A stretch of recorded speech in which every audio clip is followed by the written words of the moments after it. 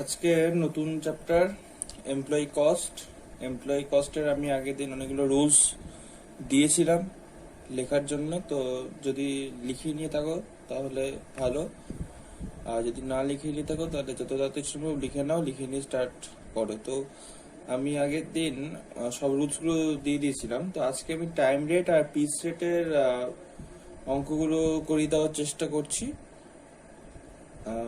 তো এই employee cost সম্বন্ধে একটা ছোট একটা গল্প আছে। যে এমপ্লয়ি কস্ট আমি তোমাদের এর আগে একবার আমি একটা কথা বলেছিলাম যে আমাদের কস্ট শিটটা, আমাদের সেকেন্ড সেমিস্টারে কস্ট এন্ড ম্যানেজমেন্ট অ্যাকাউন্টিং বলে যে সাবজেক্টটা আছে, this is all over of cost sheet. তো এই কস্ট শিটটাকে পুরোটা এরা আমাদের সিলেবাসে দিয়েছে। কারণ তোমরা তাহলে মনে করতে পারবে একটা জিনিস যে আমরা কি কিভাবে কস্ট শিটটাকে তৈরি করি। প্রথমে প্রাইম কস্টে কি, ওপেনিং স্টক অফ র মেটেরিয়াল, প্রথমে কি আছে আমাদের র মেটেরিয়াল, তারপরে আসে ফ্যাক্টরি ওভারহেড। তো এই ফ্যাক্টরি ওভারহেড বা এইসব ক্ষেত্রে আমি একটা কথা বলেছিলাম যে কস্ট কারা করে, যারা প্রোডাকশন করে। যারা প্রোডাকশন করে তারাই কি বিয়ার করে, কস্ট বিয়ার করে। তাহলে কস্টের মধ্যে কয়েকটা চারটে জিনিস আছে: মেন, মানি, মেটেরিয়াল, মেশিন। মেন, মানি, মেটেরিয়াল, মেশিন। মেন মেন মানে শ্রমিক। তো শ্রমিক হচ্ছে মানে শ্রমিক খরচ, শ্রমিক সংক্রান্ত খরচ, শ্রমিক কর্মচারী সব সংক্রান্ত যে খরচগুলো, সেগুলো হচ্ছে আমাদের এই চ্যাপ্টারে এমপ্লয়ি কস্ট। তো এমপ্লয়ি কস্ট বা লেবার, তো এই হচ্ছে আমাদের টোটাল চ্যাপ্টার। তো অনেক এটা আমি এর আগে কস্ট শিটটা কমপ্লিট করেছি, মেটেরিয়ালসটা কমপ্লিট করেছি, এখন এমপ্লয়ি কস্টে ঢুকেছি, মানে লেবার। আমরা জানি যে লেবার দুই ধরনের হয়, direct and indirect labour.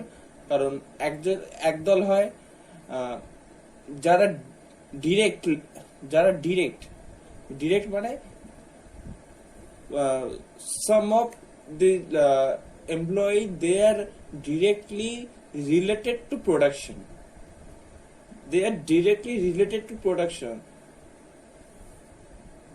Whatever the work they have done for the company, this is all about directed to production. এদের যে প্রোডাকশনটা, এটা পুরোটাই হচ্ছে প্রোডাকশনের সাথে, মানে এদের যে মানে এরা যে লেবারটা দিচ্ছে কোম্পানিকে, দিস ইজ টোটালি মানে সম্পর্কযুক্ত প্রোডাকশনের সাথে। যেমন একজন শ্রমিক সে যাই উৎপাদন করছে, যেমন ধরো তোমাদের যদি আমি বলি যে আমাদের কুমোরটুলিতে আমাদের এখানে ঠাকুর তৈরি হয়। তো ঠাকুর তৈরির ক্ষেত্রে যারা পাল, যারা মৃৎশিল্পী, তারা ওই ঠাকুরটাকে তৈরি করছে একদম হাতে করে পুরো মাটি নিয়ে তারা ঠাকুরটা তৈরি করছে। কাঠামো, একদল লোক যারা কাঠামো তৈরি করছে, একদল লোক আছে যারা ঠাকুরের কাঠামোর উপরে ওই বিচালিটা বেঁধে দিয়ে তার উপরে মাটি লেপে আজকে ওই আবহটা তৈরি করছে। আর তারপরে আরেক দল শিল্পী আছে যারা চোখ, নাক, মুখ এগুলো তৈরি করে। তার জন্য সবাই আমরা যে কুমোরটুলি যাই, সবাই যে মানে ওখানকার সমস্ত কর্মীরা যে এক কাজ করে তা নয়। আবার কেউ আবার করে যারা ঠাকুরের যে রংটা করে। তো এরকম অনেক ভাগ আছে। এরা হচ্ছে ডিরেক্টলি রিলেটেড উইথ প্রোডাকশন। আবার একদল কর্মী আছে যাদেরকে বলি কুলি। তারা ঠাকুরটাকে ওই ওদের যে ওই শিল্পীদের যে দোকান, সেখান থেকে বার করে এনে গাড়ির মধ্যে তুলে দিচ্ছে, বা তারা একদম যে প্যান্ডেলে ঠাকুর যাবে সেই প্যান্ডেল পর্যন্ত গিয়ে ঠাকুরকে নামিয়ে মণ্ডপে ঠাকুরকে একদম সেট করে দেয়। এর জন্য তারাও একটা টাকা পায়। তো এরা হচ্ছে আবার যে গাড়ির চালক, যে গাড়ি নিয়ে গেছে, গাড়ি করে ঠাকুরটাকে নিয়ে এসছে। তো এখানে যারা ঠাকুরটা তৈরি করলো তারা কি, তারা ডিরেক্ট লেবার। আর যারা যারা ঠাকুরটাকে একদম ঠাকুর মণ্ডপে এনে বসিয়ে দিল, তারা হচ্ছে ইনডিরেক্ট লেবার। তো তেমনি আমাদের কোম্পানির ক্ষেত্র আছে। তো কোম্পানি যারা অফিসে, যারা কর্মচারী, যারা শ্রমিক নয়, শ্রমিক আর কর্মচারীর মধ্যে পার্থক্য আছে। শ্রমিক যারা পরিশ্রম, যারা শারীরিকভাবে পরিশ্রম করে, যারা প্রোডাকশনের কাজকে সামনের দিকে এগিয়ে নিয়ে যায়, তারা হচ্ছে শ্রমিক। আর যারা কর্মচারী কি, কর্মচারীরা হচ্ছে তুলনামূলক শিক্ষিত এবং তারা তাদের শিক্ষাগত এবং পেশাগত যোগ্যতার মাধ্যমে কোম্পানিকে যেটুকু শ্রম দেয় সেটা হচ্ছে তারা হচ্ছে কর্মচারী। তো এর মধ্যে একটা পার্থক্য আমরা দেখতে পাই। তো এমপ্লয়ি কস্ট হচ্ছে সেই সমস্ত শ্রমিকদের নিয়ে বা কর্মচারীদের নিয়ে। তো এমনি আমাদের এখানে তাহলে এখন আমরা তাহলে সেই এমপ্লয়ি, এটা হচ্ছে this is one of the element of cost sheet. আমরা এখন এটাকে নিয়ে একটু দেখব। তো রুলস আমাদের এখানে আমাদের যে বইটা আছে, জিকে জানার যে বইটা, এখানে আমাদের রুলস এখানে অনেকগুলো আছে। সব রুলস এখানকার আমরা পড়বো না, কারণ সব রুলস এখানে আমাদের জন্য নয়, কারণ এটা অন্যান্য ইউনিভার্সিটিতে এই বইটা যেহেতু হয়। তো এখানে টাইম রেট একটা আছে পিস রেট। তো এইভাবে একের পর এক সমস্ত different kind of way of calculation গুলো এখানে বলে দেওয়া হয়েছে। তো এখানে তো প্রথম যেটা সেটা বলছি টাইম রেট। টাইম রেট মানে কি, একজন শ্রমিক কত ঘন্টা দিনে কাজ করবেন এবং প্রতি ঘন্টায় তার শ্রমের যে মূল্য তাকে সেটা দিয়ে গুণ করে আমরা যথোপযুক্ত মূল্যটা দিয়ে দিই। হ্যাঁ, তোমরা যদি একটু বড়বাজার চত্বরে যাও, বড়বাজার বা কলেজ স্ট্রিট চত্বরে ঠিক বলবো না, যদি তোমরা বড়বাজার যাও, হাতিবাগান যাও,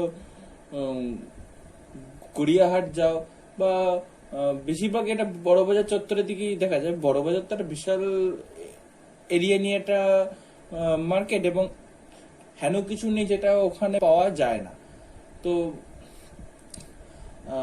দিল্লিতে এরকম একটা জায়গা আছে কনট প্লেস, তারপরে আমাদের এসপ্ল্যানেড আছে। তো এরকম অনেক দোকান আছে যেখানে, এরকম অনেক মার্কেট আছে যেখানে। তারপরে আমাদের এখানে বাগড়ি মার্কেট ছিল, তারপরে ছিল এখনো আছে, আগুন লেগে গেছিল বাগড়ি মার্কেটে কিছু বছর আগে। নিউ মার্কেট আছে। তো এরকম এইসব জায়গায় ঘন্টায় শ্রমিক পাওয়া যায়, যে এত ঘন্টা ও কাজ করলে তার জন্য সে একটা নির্দিষ্ট পরিমাণ শ্রম মূল্য। তো এইটা অনেক জায়গায় হয়। তো এরা ফিক্সড কর্মী নয়, যে এখানে ধরো আমার বড়বাজার চত্বরে একটা দোকান আছে বা আমার একটা কারখানা আছে, সেখানে আমি কোনো ফিক্সড শ্রমিককে রাখি না। ফিক্সড শ্রমিক রাখা না রাখারও অনেক ডিসঅ্যাডভান্টেজ, অ্যাডভান্টেজ, অবজেক্টিভস অনেক কিছু আছে, সেসব নিয়ে পরে ডিসকাস করা যাবে। ওটা আমাদের এই মুহূর্তে আমাদের পার্ট অফ সিলেবাস নয়। সো এরকম অনেক ফিক্সড এবং আনফিক্সড লেবার পাওয়া যায়। তো তাদেরকে ঘন্টা প্রতি মজুরি দেওয়া হয়, যে এই এত ঘন্টা আমার এখানে কাজ করলো। বা আমরা যদি এটা দেখি, যে অনেক সময় দেখতে পাবে যে আমাদের যদি ধরো প্রাইভেট কার যদি আমি ধরো একটা একটা গাড়ি কিনলাম, কিন্তু আমি ড্রাইভ করতে পারি না। তো ড্রাইভ করতে পারি না যখন, তাহলে আমাকে একজন ড্রাইভারকে হায়ার করতে হয়। তো ড্রাইভার কিন্তু ওখানে ড্রাইভার যে টাকাটা নেয়, যে সে গাড়ি চালাচ্ছে আমার, কিন্তু সে যে টাকাটা নেবে সেটা হচ্ছে ঘন্টা প্রতি, সে কত সময় আমার এই গাড়িটির জন্য স্পেন্ড করছে। বা আমি ধরো এই যে আমরা অনেক সময় দেখবে যে আমরা দুর্গাপুজোয় যে যারা গাড়ি হায়ার করে, যে ঘন্টা প্রতি, যে আমি পুরো শহরটা ঘুরে দেখবো বা বারাসাতে গেলে অনেকে এরকম কালী পুজোর সময় টোটো হায়ার করি যে আমি পুরো শহরটাকে দেখবো, পুরো বারাসাতে যত ঠাকুর আছে আমি এই এত ঘন্টা ঘুরবো, কত টাকা দেবো। তা এবারে ওরা এরকম বলেই দেয় যে 100 টাকা পার ঘন্টা, 150 টাকা পার ঘন্টা। বা এদিকে ওই এরকম বা এই যেটা বললাম প্রাইভেট কারের ক্ষেত্রে, যে ড্রাইভার কিন্তু বলে দেয় যে আমার কিন্তু 1000 টাকা পার আওয়ার, এবার আপনি কতক্ষণ কি থাকবেন সেটা এবারে আপনার আপনার ইয়ে। তো এরকম অনেক ক্ষেত্রে দেখা যায়। তো এরা হচ্ছে টাইম রেট সিস্টেমে এদেরকে আমরা ওয়েজেস বা ফিজ বা স্যালারি দিয়ে থাকি। তারপরে হচ্ছে পিস রেট এটা হচ্ছে একটা কর্মী সে কত পরিমাণ প্রোডাকশন করলো তার উপরে ভিত্তি করে পিস রেট সিস্টেম। পিস রেটের মধ্যে একটা হচ্ছে state piece rate system. Piece রেটের মধ্যে একটা হচ্ছে স্টেট, মানে সে কি পরিমাণ প্রোডাকশন করছে সে পিস রেটের আন্ডারে হচ্ছে state piece rate system. State piece rate সিস্টেমের মধ্যে দেখা যাচ্ছে বলছে যে যখন where rate per unit is known, মানে যখন তুমি পার ইউনিট রেট তুমি জানবে যে একটা শ্রমিক, ধরো স্যামসাং কোম্পানি বা আমাদের শাওমি কোম্পানির একজন শ্রমিক যে প্রতি যে একটা মোবাইল তৈরি করার জন্য 1000 টাকা পায়। এবারে সে বললো সারাদিনে, সে বললো আমি আজকে আমি সারা মান্থের মধ্যে আমি 30টা মতো ফোন তৈরি করেছি, তাহলে কি 1000 ইন্টু 30,000 ফোন, সরি মানে 30,000 টাকা হচ্ছে তার ফিজ। তো এটা হচ্ছে পার ইউনিট। আর এটা হচ্ছে what standard hour rate is known, মানে যখন তুমি জানবে যে স্ট্যান্ডার্ড আওয়ারটা কত, যে স্ট্যান্ডার্ড আওয়ার কি, যে পরিমাণ মানে যে সময়টা কোম্পানি বা প্রোডাকশন ম্যানুফ্যাকচারিং কোম্পানি তোমাকে দেবে। যে মানে একটা মানুষ তো আর সারাদিন 24 ঘন্টার মধ্যে 24 ঘন্টা কাজ করতে পারে না। সরকার নিবন্ধিত, সরকার রেজিস্টার্ড একটা টাইম আছে যেটা হচ্ছে 8 আওয়ার্স। যেমন আমাদের সারা সপ্তাহ সবাই কেউ কাজ করতে পারে না, যেমন রোববার দিন সবাইকে ছুটি দিতেই হবে। এবারে কোনো কোম্পানি রোববার দিন ছুটি দেয় না, কিন্তু রোববার দিন ছুটি না দেওয়ার জন্য তাদেরকে অতিরিক্ত পরিমাণ ওই মাইনের মূল্য দিতে হয়। তো তেমনি এখানে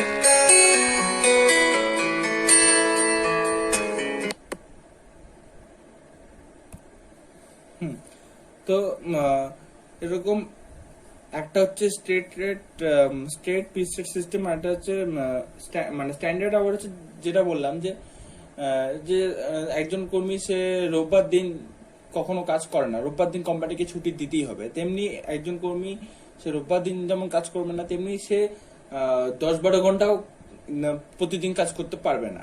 তাকে প্রতিদিন কাজ করার সময় বেঁধে দেওয়া হয়েছে 8 ঘন্টা। 8 ঘন্টা হচ্ছে ম্যাক্সিমাম। 8 ঘন্টার নিচে একটা শ্রমিক যতক্ষণ ইচ্ছা কাজ করতে পারে। কিন্তু আমাদের ইন্ডিয়াতে, আমাদের দেশে সরকারি কর্মী যারা, তারা 8 ঘন্টা যদি তাদেরকে অফিসে থাকতে বলে, তো তারা চোখে মুখে সর্ষে ফুল দেখবে। তারা 8 ঘন্টা দূরের কথা 5 ঘন্টা অফিসে থেকে কাজ করে কিনা সেটা সন্দেহের ব্যাপার। তো সেটা আলাদা ব্যাপার। তো এখানে একটা স্ট্যান্ডার্ড টাইম বেঁধে দেওয়া হয়, সেই স্ট্যান্ডার্ড টাইমের জন্য পার আওয়ার কত করে দেওয়া হয়, পার আওয়ারের জন্য তার কি পরিমাণ পার আওয়ার যে রেট, যে 1 ঘন্টা কাজ করার জন্য সে কত টাকা পাবে, বা 1 মিনিট কাজ করার জন্য সে কত টাকা পাবে, সেটা বলে দেওয়া হয়। এটা হচ্ছে স্টেট পিস রেট সিস্টেম। তো আগে আমরা এর উপরে কটা অঙ্ক করি, তারপরে আমরা নেক্সট যে রুলটা আছে সেই রুলসে যাব। তো আজকে এখন আমরা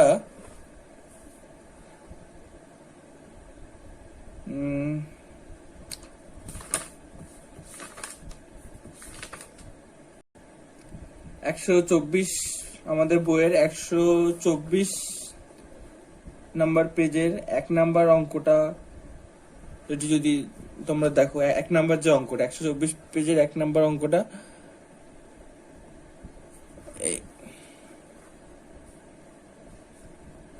এই অঙ্কটা তো বলছে the following particulars are related to a product, standard output per day of 8 hours.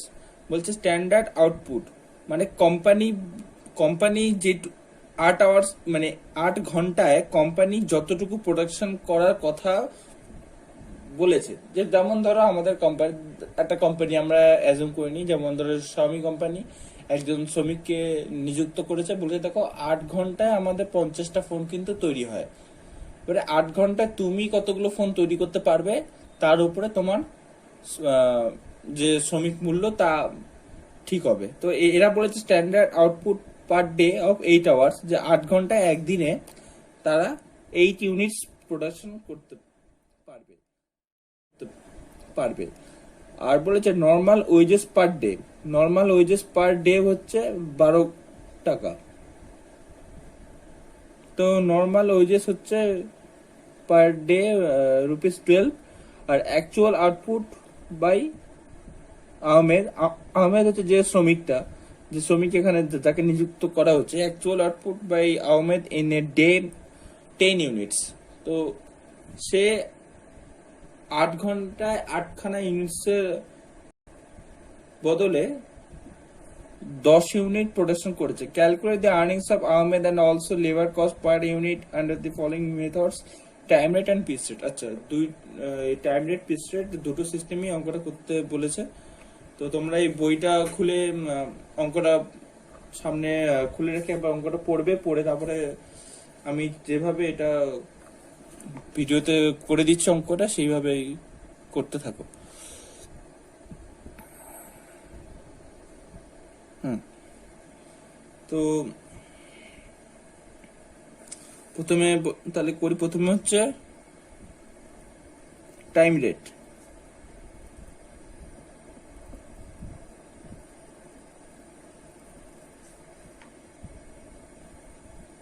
প্রথমে হচ্ছে টাইম রেট সিস্টেমে আমাদের কি রুলস, আমাদের রুলস হচ্ছে earning equals to hour work into rate per work.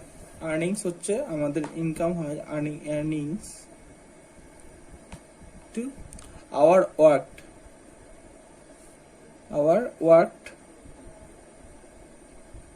Into rate per hour.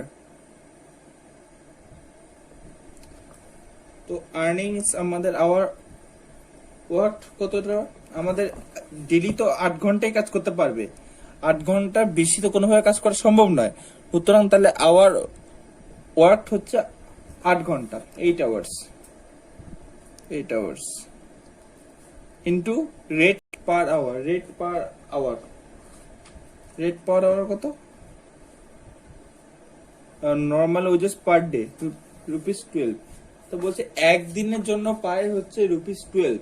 একদিন কাজ করার জন্য সে 12 টাকা পায়। তাহলে রেট পার আওয়ার, তাহলে একদিন 8 ঘন্টা কাজ করার জন্য সে কত পায়? 8 ঘন্টা কাজ করার জন্য সে পায় 12 টাকা। তাহলে রেট পার আওয়ার কত, 8 ঘন্টা কাজ করার জন্য, 8 ঘন্টা কাজ করার জন্য সে পায় 12 টাকা। তাহলে এক ঘন্টা কাজ করার জন্য কত, 12/8, 12/8 ইকুয়ালস টু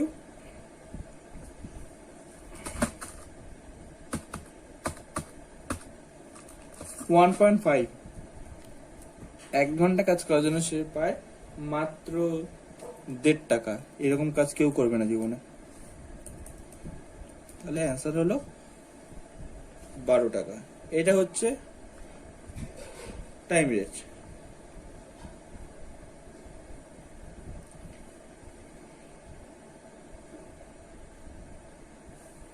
এবারে এলো হচ্ছে পিস রেট।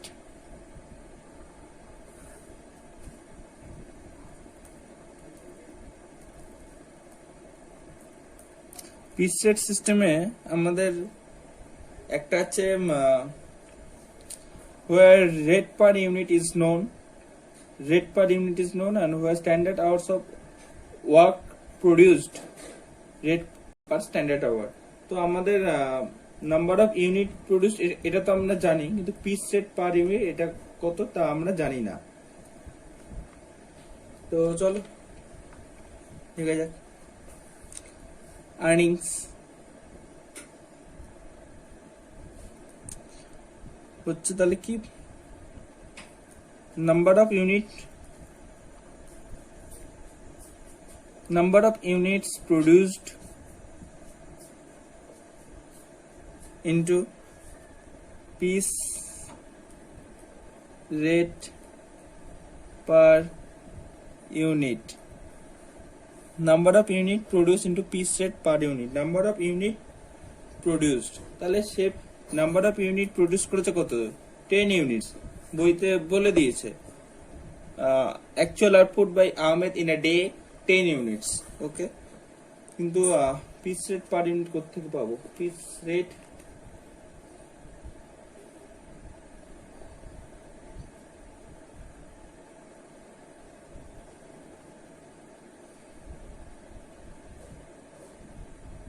আচ্ছা, তো piece rate per unit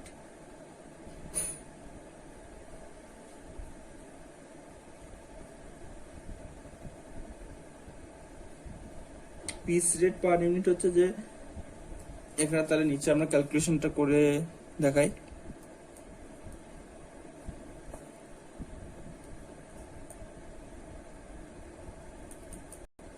piece rate per unit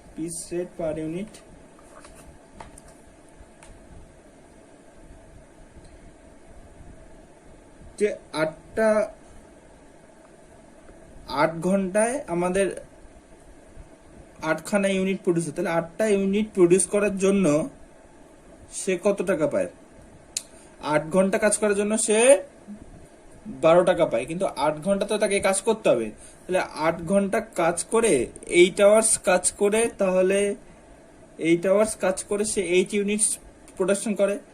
8 units production, তাহলে 8টা ইউনিট প্রডিউস করার জন্য সে পায় কত? ₹12। তাহলে 1 ইউনিট তৈরি করার জন্য কত পায়? 12 ভাগ 8, 1.50। তাহলে পিস রেট পার ইউনিট কত? 1.50 তো 15 টাকা। তাহলে টাইম রেট সিস্টেমে যদি আমরা আর্নিংস ক্যালকুলেশন করি তাহলে সে পাবে 12 টাকা, আর যদি পিস রেটে করি তাহলে সে পাবে 15 টাকা।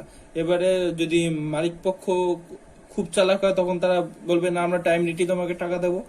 আর মালিক পক্ষ যদি সৎ হয় যে না, শ্রমিক কাজ করছে, তাহলে তাকে তার যথোপযুক্ত মূল্যটা আমরা মানে যে করে হোক দেবো। তো সেক্ষেত্রে তাহলে এরা পিস রেটেই দেবে, কারণ এটা তো উচিত না যে 8 ঘন্টায়, এমনিতে সাধারণত 8 ঘন্টায় আমার 8 ইউনিট প্রোডাকশন হয়, সেখানে এই শ্রমিকের দক্ষতা আরো বেশি বলে সে 8 ঘন্টায় 10 ইউনিট প্রোডাকশন করছে। তাহলে 8 ঘন্টা 8 ইউনিট প্রোডাকশন করার জন্য যদি সে 12 টাকা পায়, তাহলে 8 ঘন্টা 10 টাকা, মানে 10 ইউনিট প্রোডাকশনের জন্য যদি সে 12 টাকা পায়, তাহলে সে কেন আর এক্সট্রা লেবার দিয়ে এই এক্সট্রা 2 ইউনিট প্রোডাকশন করতে হবে, তাই না? তো আমার উচিত 8 ঘন্টায় এই পিস রেট সিস্টেমে, যখন সে দেখছে যে সে 8 ইউনিটের থেকে বেশি ইউনিট প্রোডাকশন করছে, তাহলে আমার পিস রেট সিস্টেমে তাকে আমার স্যালারি দেওয়া উচিত।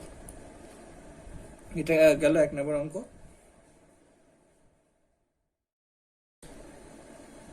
আচ্ছা, 1 নম্বর অঙ্কটা যখন হয়ে গেল, তাহলে এবার আমি 2 নম্বর অঙ্কটা একটু দেখিয়ে দিই। 2 নম্বর অঙ্কটা বলছে, mister Menon works in a factory where the following particulars apply. বলেছে নর্মাল রেট পার আওয়ার হচ্ছে 7.5 টাকা, normal piece 20% more than the time rate, আর বলছে standard output is 20 units per hour. Mister Menon produces 157 units in a day of 8 hours. Calculate his wages for the day on a time rate and B piece rate. Okay, ঠিক আছে। তো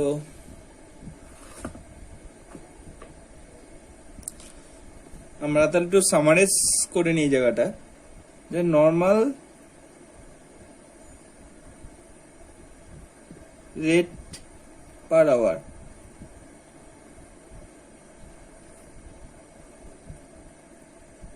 normal rate per hour হচ্ছে ₹7.50, আর standard output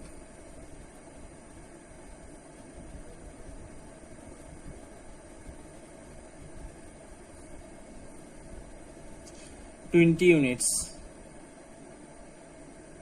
per hour. Actual output.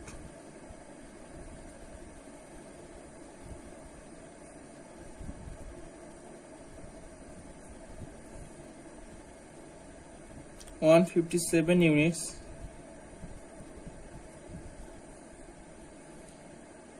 in a day of 8 hours. এই হচ্ছে আমাদের একটু summarise করে নেওয়া অঙ্কটা। তো প্রথম হচ্ছে টাইম রেট।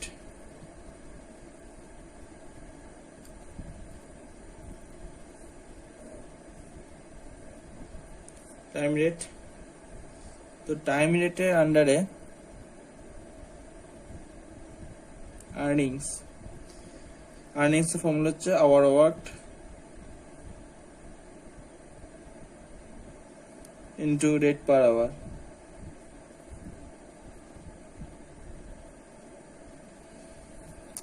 আওয়ার ওয়ার্ক, তাহলে আওয়ার ওয়ার্ক করেছে হচ্ছে 8 আওয়ার্স, মানে সরি 8 আওয়ার্স। আর রেট পার আওয়ার হচ্ছে 7.5 টাকা। তাহলে এটা হয় অ্যান্সার ₹60। তাহলে হয়ে গেল টাইম রেট। এবারে আসছে হচ্ছে piece rate.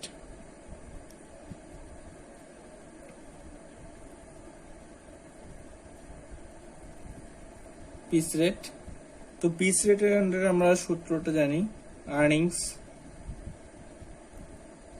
Number of unit produced, আবার স্মল লেটার লিখছি, into piece rate per unit. তো নাম্বার অফ ইউনিট প্রডিউস কত জেনে গেছি, 157 units, 157 number of unit produced into piece rate per unit piece rate. এটা আমাদের অঙ্কে বলে দেয়নি, সো আমাদের এটা ক্যালকুলেশন করতে হবে। Piece rate per unit, piece rate per unit বইতে বলে দিচ্ছে 20% মোর দেন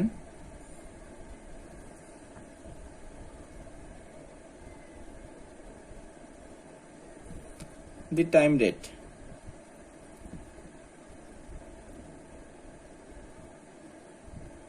(20% more than the time rate.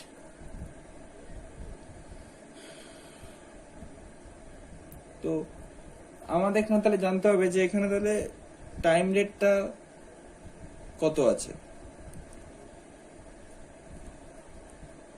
এখানে একটা কথা বলে দিয়েছে, স্ট্যান্ডার্ড আউটপুট হচ্ছে 20 ইউনিটস, মানে standard output per hour 20 units. তাহলে স্ট্যান্ডার্ড আউটপুট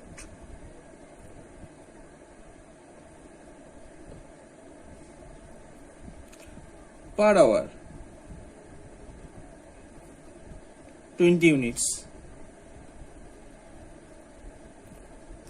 তাহলে standard output in a day মানে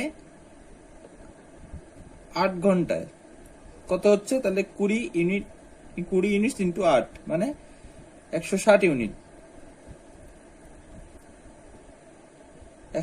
160 ইউনিট, কিন্তু এ প্রোডাকশন করেছে কত, 157 ইউনিট, মানে স্ট্যান্ডার্ড ইউনিটের থেকে 3 ইউনিট কম। তাহলে এর এখন দেখতে হবে যে পিস রেট পার ইউনিট তাহলে এর জন্য কত অ্যাপ্লিকেবল হবে। তাহলে একটা জিনিস তোমরা দেখো যে 20 ইউনিট স্ট্যান্ডার্ড আউটপুট হচ্ছে, স্ট্যান্ডার্ড আউটপুট মানে বুঝতে হবে যে কোম্পানি কত সময় এদের জন্য বরাদ্দ করেছে। কোম্পানি বরাদ্দ করেছে যে 8 ঘন্টায় তোমাকে, মানে 1 ঘন্টা তোমাকে 20টা ইউনিট প্রডিউস করতেই হবে, এটা কোম্পানির নিয়ম। মানে 1 ঘন্টা 20 মানে সারাদিন তো 8 ঘন্টা, 8 ঘন্টা কটা 20 ইন্টু 8 ইন্টু 160 ইউনিট তোমাকে একদিনে প্রডিউস করতেই হবে। কিন্তু এই যে শ্রমিক সে 157 ইউনিট প্রডিউস করেছে। আর নর্মাল রেট পার আওয়ার বলে দিয়েছে যে নর্মাল যে পার ঘন্টা কাজের জন্য তাকে দেওয়া হবে 7.5 টাকা, কিন্তু স্ট্যান্ডার্ড আউটপুট হচ্ছে 20 ইউনিটস পার আওয়ার। তো ঠিক আছে, তাহলে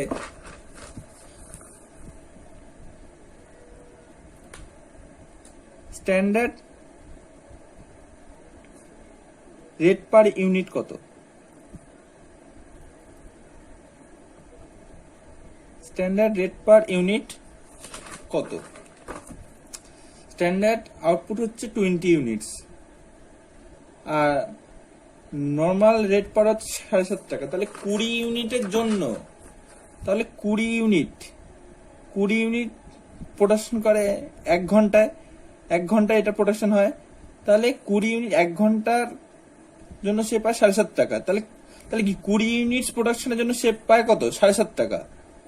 1 ইউনিট প্রোডাকশনের জন্য কত পায়? 7.5 টাকা বাই 20, 7.5 টাকা বাই 20, এটা যে ভাগ করলে হয় 0.375। তাহলে 1 ইউনিটের জন্য 1 ইউনিট করলে তাহলে 1 ইউনিটের জন্য সে কত টাকা পায়? 0.375 রুপিস। ঠিক আছে, এদিকে স্ট্যান্ডার্ড রেট পার ইউনিট তো আমরা পেয়ে গেলাম, তাহলে কি 0.375। এটাই হচ্ছে স্ট্যান্ডার্ড। এটাই সাধারণত কোম্পানিতে সমস্ত শ্রমিকরা এই পদ্ধতিতেই এই পরিমাণ টাকা দিয়ে একটা ইউনিট মানে 0.375 যে টাকা, এই টাকা দিয়ে সে 1 ইউনিট প্রোডাকশন করতে পারে। তাহলে আমাদের দেখতে হবে যে তাহলে আমাদের পিস রেট পার ইউনিট কত? পিস রেট পার ইউনিট আমাদের বইতে বলে দিয়েছে পিস রেট পার ইউনিট হচ্ছে 20% more than the time rate. তাহলে আমরা এখানে পেয়ে গেলাম যে 1 ঘন্টা কাজের জন্য সে পায় 7 টাকা 50 পয়সা। তাহলে 1 ঘন্টা সে কতটুকু প্রোডাকশন করে? 20 ইউনিট। তাহলে 20 ইউনিটের জন্য তাহলে কি 1 ঘন্টা তো সে যদি কোম্পানি থেকে যদি সে যদি চুপচাপ বসে থাকে তার জন্য তো 7 টাকা পাবে না, কিন্তু তাকে 1 ঘন্টা গিয়ে কোম্পানিতে কাজ করতে হবে, কাজ করে অন্তত 20টা ইউনিট প্রোডাকশন করতেই হবে। তাহলে 1 ঘন্টা সে যে কটা ইউনিট প্রোডাকশন করলো 20টা ইউনিট প্রোডাকশনের জন্য সে পাবে 7.5 টাকা। তাহলে হিসাবটা তাই দাঁড়াচ্ছে 20টা ইউনিট প্রোডাকশনের জন্য সে পাচ্ছে 7.5 টাকা। তাহলে একটা ইউনিট প্রোডাকশনের জন্য কোম্পানি তাকে কত টাকা দিচ্ছে? 0.375। তাহলে এবারে আমরা তাহলে পেয়ে যাই পিস রেট ইউনিট কত, যে এটা হচ্ছে স্ট্যান্ডার্ড পিস রেট ইউনিট কত? পিস রেট ইউনিট তো বলে দিচ্ছে 20% more than the time rate. 1 ঘন্টার জন্য সে পায় 7.5 টাকা। তাহলে একটা ইউনিটের জন্য মানে 20টা ইউনিটের জন্য 7.5 টাকা, একটা ইউনিটের জন্য 0.375। তাহলে পিস রেট পার ইউনিট কত? 20% more than the time rate. এটাই তো আমাদের টাইম রেট, বলে দিচ্ছি 7.5 টাকাই তো আমাদের time rate, more than time rate. তাহলে 0.375 এর 20% মোর দ্যান, সরি, তাহলে 120% হবে মোর দ্যান এটা, যা তার আরো 120%।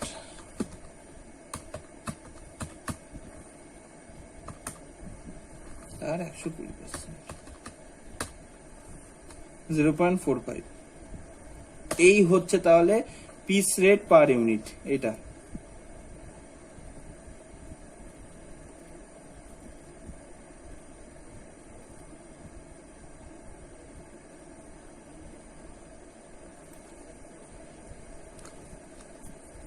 তাহলে এবার আমি তাহলে অঙ্কের ইয়ে পেয়ে যাবো অ্যান্সারও, যে তাহলে আমাদের কোম্পানি একটা ইউনিট প্রোডাকশনের জন্য আমাদেরকে টাকা দেবে 0.45। তাহলে সে যদি 157 ইউনিট প্রোডাকশন করে থাকে তাহলে সে পাবে 0.45 পার ইউনিট প্রতি 157 টাকা 0.45, মানে 70 টাকা 65 পয়সা। এই হচ্ছে তার পিস রেট। এই ছিল অঙ্কটা। আমি এখন এসডব্লিউ দেবো না, আমি এর পরের যে অঙ্কগুলো,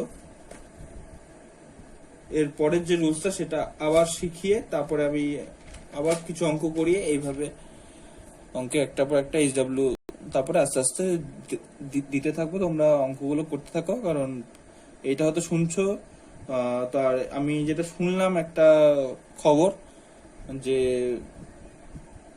মানে এদিক থেকে যা শুনছি যে তোমাদের ফোর্থ সেমিস্টারটা সরি সেকেন্ড সেমিস্টার, তো তোমরা এখন তো তোমাদের সেকেন্ড সেমিস্টারের এক্সামটা যেহেতু এখন হবে না, তাহলে সেটা গিয়ে হওয়ার কথা মোস্ট প্রবাবলি নভেম্বরের দিকে, নভেম্বর বা ডিসেম্বরে। আর কারণ পুজো এবারে শুনলাম যে ওই 1 মাস মতো ইয়েতে হবে, কারণ ওই মহালয়া হবে তার 1 মাস পরে পুজো। তো তার যেটা শুনছি যে পুজো তাহলে এবারে যেহেতু লেট করে হবে, আর এর জন্য তাহলে তোমাদের সেটা হবে নভেম্বর বা নভেম্বরের শেষ উইক বা ডিসেম্বরে হবে। কারণ কালী পুজো না গেলে তো আর করতে পারবে না। তো ডিসেম্বরে হবে, ডিসেম্বরে সেকেন্ড সেমিস্টার হবে। ডিসেম্বর হওয়ার 19-20 দিনের মধ্যে, 19-20 দিনের মধ্যে তোমাদের আবার থার্ড সেমের এক্সামটা দিতে হবে। তো বুঝতেই পারছো কি চাপ হবে, 19-20 দিনের মধ্যে তোমাদের আবার থার্ড সেমের জন্য যেতে হবে। তো তাও দেখা যাক সিউ তখন 19-20 দিন আবার দেয় কিনা সেটা সন্দেহ। তো গেট প্রিপেয়ার, এখন থেকে অঙ্ক করতে থাকো। কারণ 19-20 দিন শুনতে ওরম লাগলো, এই যে সিলেবাস, এই সিলেবাসকে আবার কভার আপ করে গিয়ে এক্সাম হলে বসতে হবে, এটা কিন্তু not a matter of joke. So okay.